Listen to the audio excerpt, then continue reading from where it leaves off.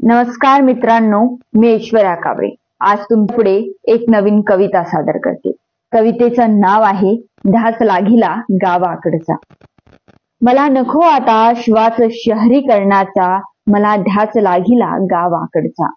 काय सांगू कहाणी गावाकडची, कशी बोलून दाखवू गावाकडची माणसं, कशी शब्दात वर्णवू गावाकडच्या मातीला, ज्वारीच्या त्या भाकरीला, कसे सांगू त्यावरील ठेच्याला। आनंद माझा माझ्याच गावाकडचा, नको आता काही मला, बदलत्या जगातलं प्रवास केला या जगाचा मी, थकले दमले प्रवासात। आता मला विश्रांती हवी, मला हवा आता बैलगाडीवरील प्रवास। नको मला आता काही, प्रवास माझा आता आपुलकीचा। आता गावाकडचा ध्यास लागिला, आता माझ्याच जुन्या गावाचा, आता माझ्याच